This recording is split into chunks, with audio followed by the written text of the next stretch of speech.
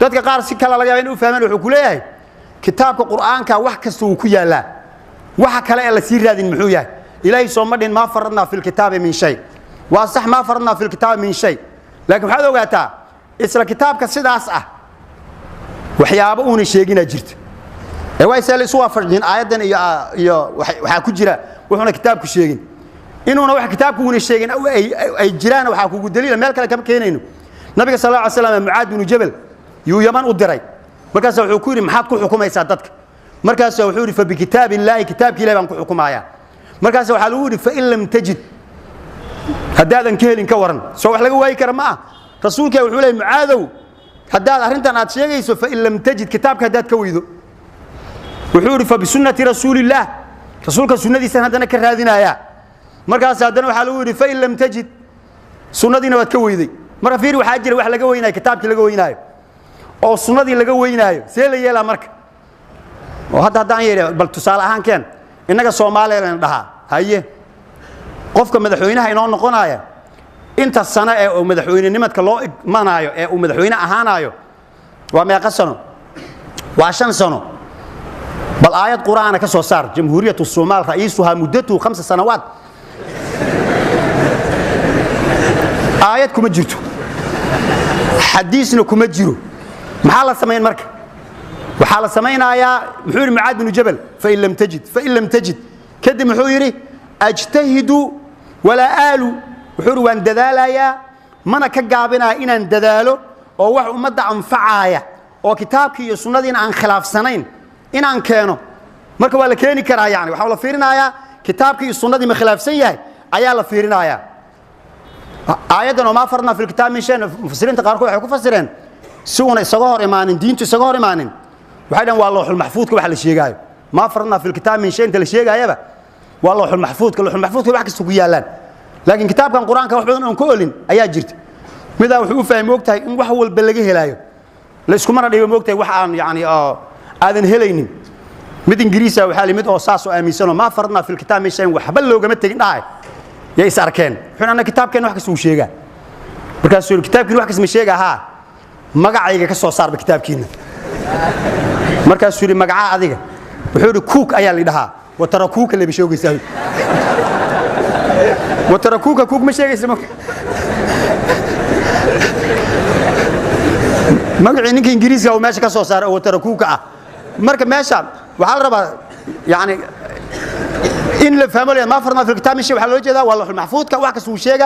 لكن كتاب كان القرآن فإن لم تجد أياك جريت تاسوا مد كلو حيت هاي كتاب هذا إنه قرآن الفقه جاء سفينة كسب بلو شيخ أيا قري فصل هذا كم فصل واي وإنه قري نواقض الوضوء فرائض الوضوء مبطلات الصلاة وقري منهاجك شيخا قري وو شرحي وواح لا قري اوغادا لكن waxa laga soo istinbaaday oo laga soo bixiyay kitaabkii wuxuu inoo ogol yahay marka wixii aan xalaal iyo xaraan ahayn wada midalan khamradu waa xaraan ribadu waa xaraan zinadu waa xaraan hadii dastuur la sameeyay inta la dhaho adduunka maanta gaalaha haysatee bangiyada ribay ku shaqeeyaan aan ribada xalaalayno inagoo Soomaaliya dhahna dhaqaalaha si uu kobco gaalada bangiyadeeda ribada isticmaal ayaan la shaqeysanaynaa saas daraadeed ribadu way banaantahay haday qaar dhahan oo saa ku soo qoraan lagama yeelay maxaa yeelay taxliilka iyo tahriimka ilaahay baa iska leh wala taqulu lima tasifu alsinatukum alkadhib hada halal wa hada haram litaftaru ala allahi alkadhib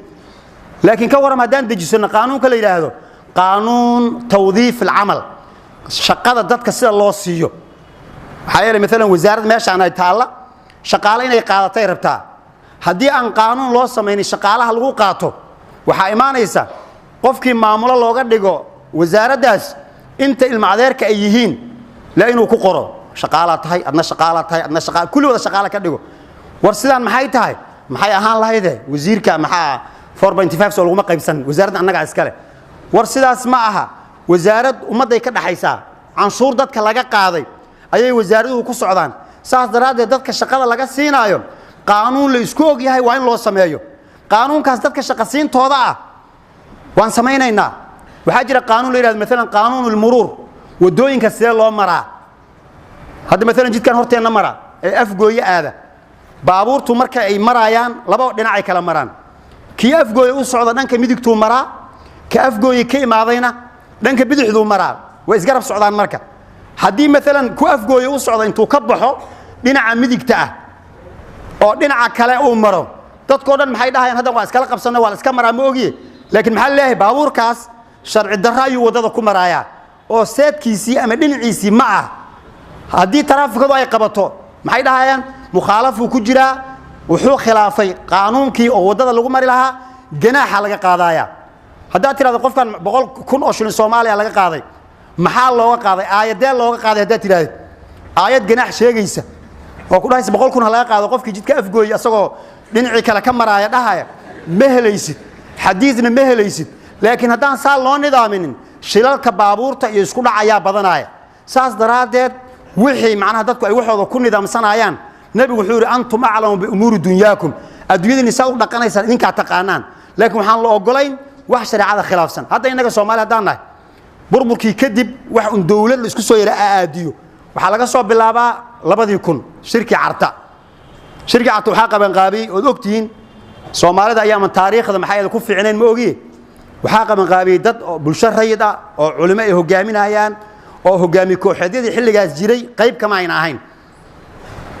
waxa isku aadiyay odayaashii dhaqanka ganacsatadii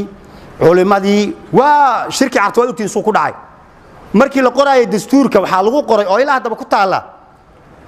ay qaanuun yukhalifu shariica al-islaamiyya yu'tabaru baatilan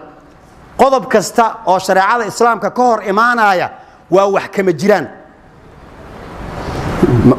يا مركب سومالي شرعه waxaan yaa ku xukumi kara ka ugu faasiqsan hadii la keeno bulshada ayuu og yahay inay shariicada ogoshahay hadii su'aal la weydiiyo leedahay wadanka maxaad ku xukumaysaa hada waa faasiq hada loo og yahay oo Moryana muxuu dhahayaa shariicada wala ma taabtaan shariicada lagu xukumayaa meeshaas fiir wala soo gaarsiyo mas'uul soo gaarsiyo in la fuliyo la dhiman ee dadka fikir ahaan dadkoo dhan waxa laga dhaadhiciyay شريعة الإسلام كمسلمان نهاي وحكله أو أنفعها مجرو اتبعوا ما أنزل إليكم من ربكم ولا تتبعوا من دونه أولياء قليلا ما تذكرون وعلى يسود جي راعة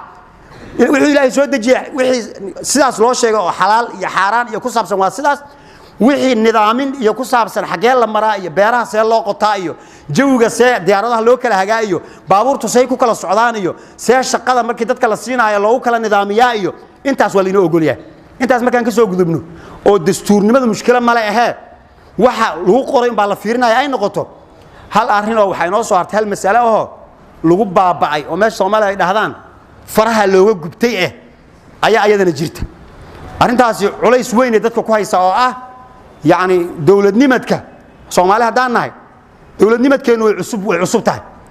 oo madaxweynihii Soomaaliyeed ee ugu horeeyay ayaa dadka intooda badan ay soo gaareen هذا عاد الله نحرس مرد ويودنت ومدحويني ugu horeeyay marka taariikhdeenu taariikh dheer ma ah isticmaalka inta laga soo imaaday iyo waqti dheer ma in badan fawda ayaan ku jirnay waxa mushkil inagu qabtay marka wixii aan soo arki jirnay ayaa wuxuu ahaa shariicada aan ku toosnayn maxaa yeelay shariicada dadkii ku toosin lahaana diyaar ma ayna ahayn dadkii inooga tagay xukunkana isticmaal ayuu ahaa kharashkan ayaga bixin jiray meeshun baa laga sii waday markii la soo qaado يعني شريعة ذيبا أيضا هرج الشيء أو لغون رقم ما ينن أرك وأقول لإسرائيل وأقول لإسبورسنا مر الله فريستي أو إسكت توستي أو جيس كجيس نظام كنتوا ولا جاري الحمد لله دتكم ما ينارك وحي سؤالك الجنين بعهد وحلار كان مركا عالم كلام مركز فيريسيت يا إنك مركز فيريسيت هرت الدولة دو ما حي كنا قنتها سؤال السويدينا هي ما حي حكمتها ومركز سوي حل مثلا مشاريع حكمتها mise waxay xukuntaa qaanuun wadci ah